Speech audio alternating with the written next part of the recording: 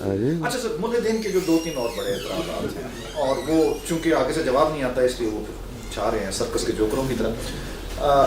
حضرت عائشہ رضی اللہ تعالیٰ عنہ کا پہلے بھی ایک دفعہ بیان کر چکے ہیں کہ یادداشت اچھی تھی اس لیے. سر اس کے علاوہ کوئی اور؟ نہیں یادداشت نہیں اچھی تھی. آپ دیکھو 6 اور 9 پرپز کتنا بڑا تھا. میں نے آپ سے عرض کیا کہ تمام امہات المومنین سے صرف 17 احادیث مروی ہیں. دیکھو یار، ہم نے اتنی بہت بڑی کائناتی ہم علم کی جستجو کرتے ہیں، ہم خدا اور رسول کی جستجو کر رہے ہیں، تو کیا اللہ اور اللہ کا رسول عورتوں کے لیے ایک مستقبل کی بہت بڑی تعلیم ترک کر رہے تھا؟ اب سوال ہے کہ ام المومنین عائشہ پہ 2 اعتراض تو میں یہ نہیں کہوں گا، ایک احمقانہ قسم کے پوائنٹس ہوتے ہیں کہ یہ غلط ہو گیا وہ غلط. نمبر 1، جب ام المومنین عائشہ صدیقہ کا نکاح ہوا تو وہ نابالغ تھی. کیا اس نابالغ لڑکی کو حضور گھر لے آئے تھے؟ نہیں، بلکہ ویٹ کیا گیا جب تک وہ بالغ ہو جائے. اور کوئی بھی خاتون اگر بالغ ہو جائے تو پھر اس کے بارے میں کیا اعتراض ہو سکتا؟ یہ تو پہلا اکیڈیمکلی پریکٹیکلی یہ اعتراض بالکل واہیات ہے. اور اس زمانے میں اور ہمارے اپنے زمانے میں بچوں کی شادیاں پیدائش سے طے ہوتی تھیں اور 9 سال 12 سال میں ہو بھی جاتی. اب سوال یہ ہے کہ رسول اللہ صلی اللہ علیہ وسلم سے کیوں شادی؟ تو ایک حدیث سے ضمن میں مروی ہے کہ حضور فرماتے ہیں عائشہ تم مجھے پارچے پہ نوزائیدہ بچے کی طرح دکھائی گئی، اور میں کہتا تھا میں نے اس بچی کا کیا کرنا ہے، مگر پھر میں سوچتا تھا کہ اللہ کی یہی مرضی ہے تو میں کیا کر سکتا ہوں.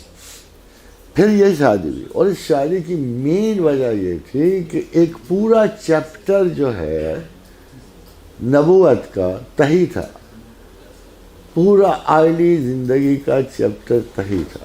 اور حضور کس کو بتا کے گئے کہ عائلی زندگی کے اندر کیا ہوتا ہے کیا نہیں ہوتا. باقی امہات المومنین were not that much concentrative, already تمام میرڈ تھیں پہلے سے، اور ان کے تجربات اور تھے.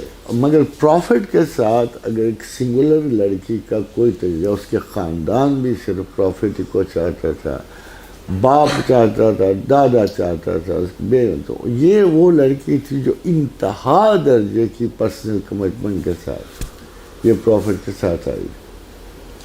She was young, she was watchful, she was a great student and a great teacher.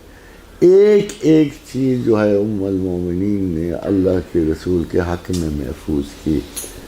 وہ تو آپ پہلے بیان کر چکے ہیں. وہ کہتے ہیں couldn't someone elder be selected who had all these؟ نہ تو ایلڈرلی ہوتے ہیں، ایلڈرلی تو تھیں، ایلڈرلی تو ہر عمر کی خاتون رسول اللہ صلی اللہ علیہ وسلم کے پاس تھیں. مگر جب روایت کی بات آئی تو ان تمام خواتین سے صرف 17 احادیث مروی ہیں.